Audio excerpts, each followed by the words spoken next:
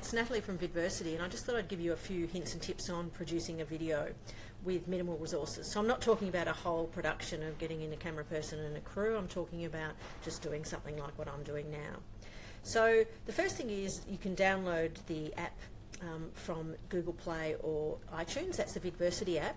And to know your login details, you have to log into the web app, which is at customer.vidversity.com. You just log in with username and password. When you get in there, there's an option on the front dashboard to activate the app, and that will give you your username and details to get into the phone app.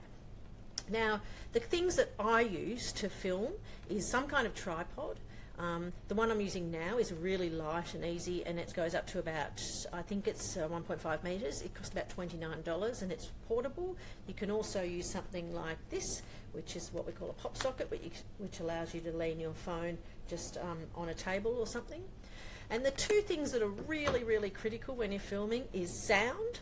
So for me, I'm using what we call a directional mic. They cost about $50, maybe $70, which this one I've got is attaches into my phone. You don't need that.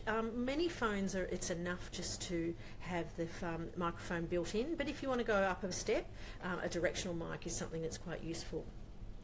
The second thing is, so you must have good sound, so check that your microphone on your phone works or that you've got something that you can attach. And the other thing is the lighting has to be reasonable so you can see a person or the object that you're filming.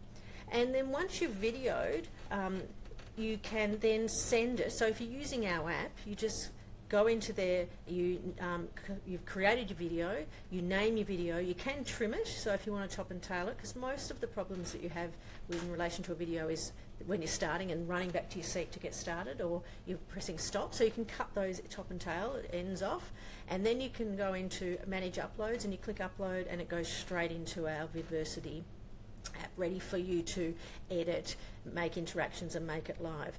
But the key things with videos, if you make a mistake, make sure you leave a pause so it's really, and then start again, so it's really easy to cut out that part and just keep going. Good eye contact with your camera, so making sure that the subject who's talking is talking directly to the camera. It can be a bit off-putting if the person's looking over to here and you're feeling like, oh, what are they looking at?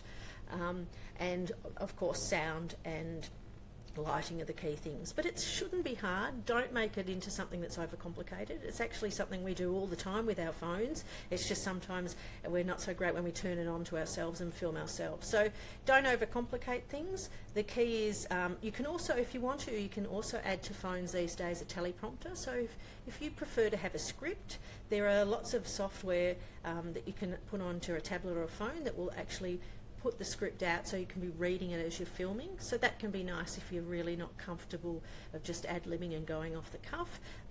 There's certainly a lot of those things around. So I say get in there, have a play, and it's actually not too hard at all once you get started.